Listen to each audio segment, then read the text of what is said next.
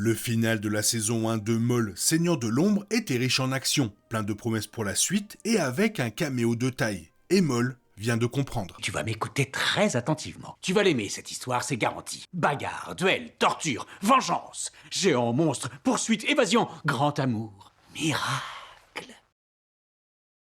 Si l'on juge la qualité des productions Star Wars au nombre de combats au sabre laser par minute, alors Maul, Seigneur de l'Ombre, figure sans conteste parmi les meilleurs. Les 2 derniers épisodes de la saison 1 se déroulent dans la même veine que les précédents, avec notre joyeuse bande de héros et de vilains repoussant Stormtroopers, Inquisiteurs et un certain Seigneur Sith dans leur lutte désespérée pour la liberté. Une formule qui ne s'essouffle pas, surtout maintenant que la série se permet d'éliminer ses personnages secondaires avec une surprenante désinvolture. Une fin de saison plus que réussie. L'épisode 9 s'ouvre sur la rencontre cruciale entre Maul et Dryden Voss. C'est là que sont posées les bases du rôle de Maul en tant que mystérieux chef de l'Aube écarlate dans Solo. Comme je l'ai déjà mentionné, je pense que cette série aurait commis une erreur en se concentrant trop sur les activités criminelles plus directes de Maul, mais c'est tout de même agréable de constater quelques progrès dans ce domaine avant la fin de la saison. L'épisode 9 nous replonge dans une course contre la montre haletante, tandis que Maul et ses compagnons tentent d'échapper à Janix, poursuivis de près par le premier et le 11e frère. L'action est au rendez-vous, riche en moments mémorables. On assiste notamment à la destruction d'un AT-ST par Maul et à un duel au sabre laser épique à 3 contre 2. Je me souviens encore de l'époque où The Clone Wars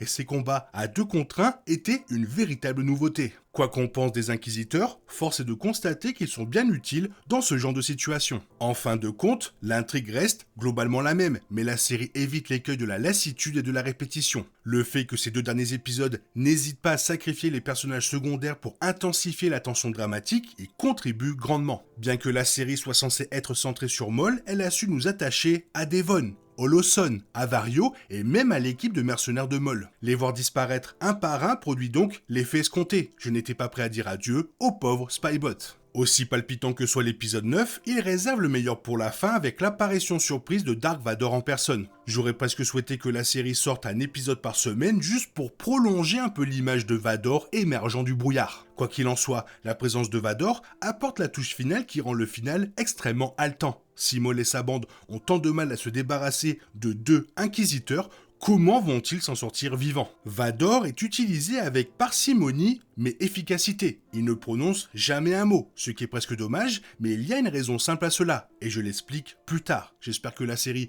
réserve une réunion entre Maul et Vador pour plus tard, où les deux pourront enfin dialoguer et où Maul pourra exprimer plus clairement ses pensées sur Sidious. Ici, Vador est simplement une force de la nature surhumaine, un croque-mitaine qui surgit constamment des ténèbres pour faire pression sur Maul, Devon et Maître Daki. J'apprécie que Vador soit présenté comme le boss invincible, plutôt que d'essayer de faire de Maul un adversaire à sa mesure. Il a ses limites, et il est logique que sa survie repose davantage sur sa lâcheté et sa trahison que sur sa force au duel. Cette trahison est à l'origine de ce qui est sans doute le moment le plus crucial du final, voire de toute la saison, lorsque Devon voit son maître succomber des mains du seigneur Vador. L'attente en valait vraiment la peine. La saison 1 se termine finalement sans victoire décisive pour aucun des 2 camps. Il faudra clairement attendre la suite pour savoir si Marok est mort, et tout cela prépare une excellente saison 2. Maul a échappé à Janix, il a perdu la quasi-totalité de son alliance mandalorienne et des Frères de la Nuit, mais il a trouvé la nouvelle apprentie qu'il convoitait tant. Et il a fait un grand pas vers la reconstruction de son empire criminel. C'est une bonne chose que la saison 2 ait déjà été confirmée, car j'en veux absolument plus, après avoir vu ces 10 premiers épisodes. Avec des liens vers la revanche des Sith, Star Wars Rebels et d'autres moments clés de l'histoire de Maul dans l'univers Star Wars, aucun Easter eggs ne paraît forcé. Au contraire, la multitude de clins d'œil et de références des épisodes finaux ravira les fans de longue date tout en enrichissant l'histoire de Maul de manière tout aussi captivante pour les nouveaux spectateurs. Voici donc les meilleurs clins d'œil, références, liens et parallèles clés que nous avons repérés dans les épisodes 9 et 10. Au début de l'épisode 9, Dryden Voss, de l'Aube écarlate, rencontre Maul par hologramme. Il accepte d'aider Maul et ses troupes restantes à s'échapper de Janix à condition que Maul accepte de l'aider à prendre le contrôle de l'Aube écarlate. Et il confirme également que le chef actuel de l'Aube écarlate, Boss Rintero, ignore tout de l'accord qu'il conclut avec Maul. Rintaro a été mentionné pour la première fois comme le prédécesseur de Dryden dans le roman canon de 2023, Crimson Climb. Désormais, cette série confirme que Maul est celui qui aidera Dryden à prendre le contrôle du syndicat du crime à son supérieur avant Solo. Pour la première fois dans cette nouvelle série, Maul est désigné comme le Seigneur de l'Ombre par le maître d'Aki dans l'épisode 9. Cela confère désormais à Maul une désignation officielle aux yeux de ce maître Jedi, qui le reconnaît à juste titre comme un utilisateur du côté obscur qui, bien que n'étant plus un Seigneur Sith, est tout aussi dangereux.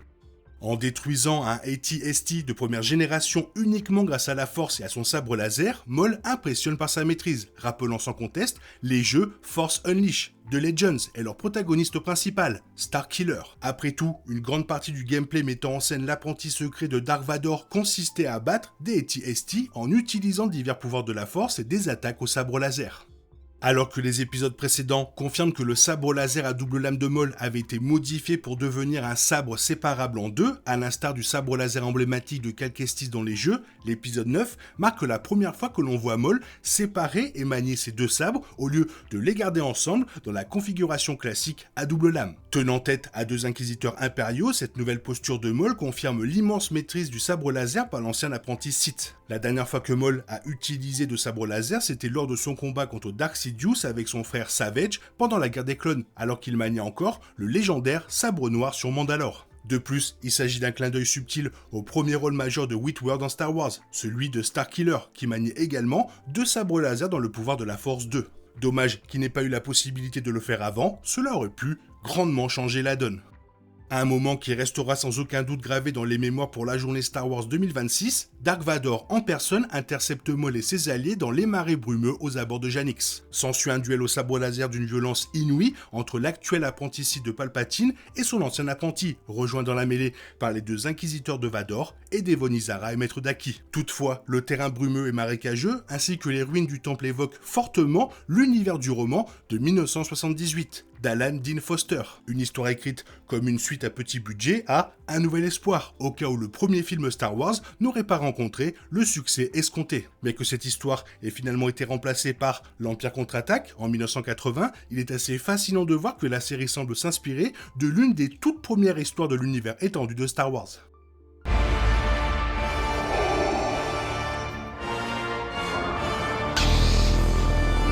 Voir Dark Vador sans la marche impériale de John Williams serait comme voir le Seigneur Sith apparaître sans sa respiration caractéristique à travers son sinistre respirateur. Heureusement, le thème iconique de Vador est bien présent dans les 2 derniers épisodes et je peux vous dire que mes poils dansaient la lambada. Largement surpassé, Maul frôle la mort à plusieurs reprises face à l'impuissance brute et à la maîtrise de Dark Vador. Ce n'est que grâce à l'aide de Devon et du maître d'Aki que Maul parvient à contenir Vador aussi longtemps. De ce fait, on comprend parfaitement pourquoi Maul voulait que Ezra devienne son nouvel apprenti dans Star Wars Rebels. En effet, on sait maintenant que sa certitude, lorsqu'il a affirmé aux jeunes Jedi qu'il ne pourrait pas vaincre Vador seul, était fondée sur une expérience traumatisante que l'on découvre enfin dans cette série. Maul savait qu'il aurait besoin de l'aide de Ezra, sans oublier celle de Ahsoka et de Kanan Jarrus.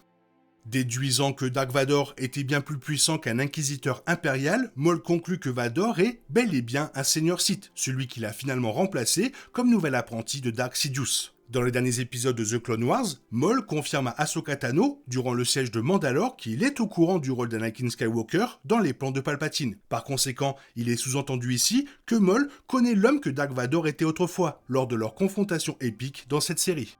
Voyant Maître d'Aki tué par Dark Vador, les larmes et les cris d'angoisse de Devon pour son maître sont accompagnés d'un motif musical qui ressemble beaucoup à la partition de John Williams jouée après que Anakin a tué tous les séparatistes sur Mustafar en tant que Dark Vador nouvellement baptisé. Un moment charnière où il embrassait pleinement le côté obscur, bien qu'avec des larmes dans les yeux. Et effectivement, Devon, en larmes, s'empare d'une des lames de Maul après la mort de Daki, cédant clairement à sa rage contre le 11e frère et même contre Vador lui-même. Finalement, Maul provoque l'effondrement d'un temple pour ralentir Dark Vador suffisamment longtemps pour s'échapper à bord du vaisseau de Dryden. Il emmène Devon avec lui et lui promet de l'initier au côté obscur afin qu'elle puisse se venger plus tard. Folle de rage, Devon tente de contenir sa fureur et son désir de tuer les inquisiteurs et Vador. Sa voix se fait plus grave et plus sinistre que jamais, signe qu'elle puise dans le côté obscur plus profondément que jamais.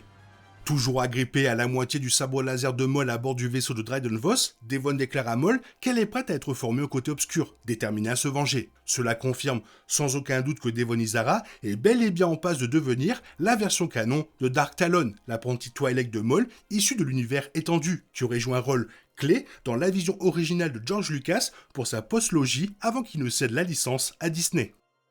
Ce qui rend l'affrontement entre Maul et Dark Vador d'autant plus captivant, c'est son importance narrative pour le premier. Certes, ce duel était très attendu depuis longtemps et il a tenu toutes ses promesses, mais il a aussi profondément modifié la perception que Maul avait de son ancien maître et de l'objet de sa vengeance, Dark Sidious. La fin de la saison 1 a révélé que Maul ignorait l'existence de Vador, malgré sa connaissance des plans de Sidious concernant Anakin Skywalker avant l'Ordre 66. Maul ne savait pas que Sidious avait pris un nouvel apprenti après le comte Dooku, ce qui rendait la menace impériale bien plus grande qu'il ne l'imaginait. Cette menace était d'autant plus grande que Vador possédait un pouvoir immense. Vador n'eut guère de mal à se débarrasser de Maul, même avec l'aide de Devon et d'Aki. Seul ce dernier parvint à infliger des dégâts à Dark Vador, démontrant ainsi à Maul qu'il devait surmonter des obstacles bien plus importants et puissants pour atteindre son but ultime, détruire Dark Sidious à jamais. Dark Vador n'avait aucune raison de parler. Pour lui, il avait été envoyé tuer un maître Jedi ordinaire, une Padawan Jedi et Maul, ce qu'il avait déjà fait à plusieurs reprises. Aucun de ces individus ne représentait une réelle menace pour Vador. Ce combat constituait un moment crucial pour Maul, mais pour Vador, ce n'était qu'une mission de plus. L'absence de dialogue a démontré que Dark Vador était d'une puissance bien supérieure à celle de Maul. Si le combat avait été plus difficile, Vador aurait pu commenter le talent de ses adversaires, voire tenter de les intimider par des menaces. Face à Maul, il n'avait nul besoin de cela. Dès son arrivée sur Janix, Vador savait qu'il l'emporterait. Maul ne méritait même pas qu'on lui adresse la parole. De plus, le silence absolu de Dark Vador le rendait bien plus intimidant que sa voix emblématique. Dans ce final, Vador ressemblait à un monstre de film d'horreur. Il anéantit Maul, Daki et Devon sans le moindre effort. Et son silence le transforme d'un adversaire redoutable en une machine à tuer quasi implacable, aveugle et insensible. Vador, de par son silence, semblait plus robotique qu'humain. Le choix du silence de Dark Vador durant tout le combat était sans doute judicieux. Cela soulignait l'infériorité de Maul, l'horreur absolue du combat contre Vador, à l'instar de la scène du couloir dans Rogue One, et permettait à la série de rester centrée sur Maul, Daki et Devon. Les spectateurs peuvent également être rassurés, si Dark Vador est resté silencieux ici, sa voix emblématique sera bien présente dans les futurs projets Star Wars. Bien que Daki ait réussi à blesser légèrement Dark Vador, ce fut au prix de sa vie. Daki implora Maul de les aider à vaincre Vador. Maul, sachant que cela était probablement illusoire et ayant besoin de Devon comme apprenti, il trahit Daki en le poussant vers Vador et en l'éloignant de toute aide. Hélas, le Seigneur Noir des Sith se révéla trop puissant pour le dernier survivant de l'Ordre 66, et Daki y laissa la mort. Témoin de la scène, Devon entra dans une rage folle contre le 11e frère. Maul, qui cherchait à attiser sa colère depuis les épisodes 1 et 2, s'en réjouit. Finalement, Devon céda à sa fureur et accepta de devenir l'apprenti de Maul et de se venger de Vador, des Inquisiteurs et de Dark Sidious. Mais bien sûr, comme on le sait grâce à Star Wars Rebels, Maul n'a pas vraiment joué un rôle dans la défaite de Sidious. En revanche, ce qui sera très intéressant, c'est de voir comment se déroulera l'entraînement de Devon par Maul et quel sera le destin de cette dernière après les événements de la série. De plus, la série pourrait inclure une réécriture de l'histoire pour lui donner un rôle plus important dans la défaite de l'Empire. Quoi qu'il en soit, la saison 2 apportera des réponses, maintenant que Devon a perdu son maître et en a trouvé un autre, a cédé à sa colère et s'est engagé sur la voie du côté obscur de la Force. L'un des aspects les plus ambigus de la fin de la saison 1 concernait le sort de Brander Lawson. Pris au piège par les forces impériales, ils furent secourus par Dryden Voss et son vaisseau de l'Aube écarlate. Riley, Two Boots et Vario parvinrent à rejoindre la navette, mais séparés de Brander. Afin de garantir la sécurité de son fils, Lawson s'aventura dans le brouillard de la jungle de Janix, armé d'un canon impérial et fait diversion pour permettre à Riley et Two Boots de se rendre au vaisseau. Fait intéressant, la série a mis en place un cliché télévisuel. On ne voit pas Brander mourir, ce qui laisse supposer qu'il survivra. La saison 2 pourrait expliquer ce qu'il est advenu de Brander et ouvrir la voie à une nouvelle histoire pour lui. De plus, la mort supposée de Brander pourrait entraîner Riley sur une voie plus sombre. Riley pourrait désormais être influencé par Maul, Dryden Voss et Vario, avec pour seul rempart Two Boots. Ce dernier a pour mission de conduire Riley auprès de sa mère, qui travaille elle-même pour l'Empire. Quel que soit son destin, l'avenir de Riley semble plus sombre encore que son passé. La saison 2 se concentrera probablement sur le plan de Maul visant à tuer Rintero et à prendre le contrôle de l'Aube écarlate. Le rôle de Devon dans ce projet, au cours de son entraînement, sera fascinant à suivre, tout comme le sort de Riley, Two Boots, Vario et des autres personnages secondaires. Le voile du côté obscur plane toujours sur ceux qui restent, promettant une suite captivante à Maul, Seigneur de l'Ombre. Qu'est-ce que je pourrais dire pour conclure cette saison 1 et ces 2 épisodes ? Tout simplement que c'était une énorme dinguerie. On veut voir la suite, faites-nous la saison 2 au plus vite que possible, car franchement ça fait vraiment plaisir. Merci Filoni, toi qu'est-ce que tu en as pensé ? Qu'est-ce que tu aimerais voir ? Fais-le moi savoir dans la zone commentaire. Et sinon comme d'habitude, bisous bisous, bye bye. T'es toujours là, toi? C'est fini. Rentre chez toi. Allez, dehors. Dai, dai, dai.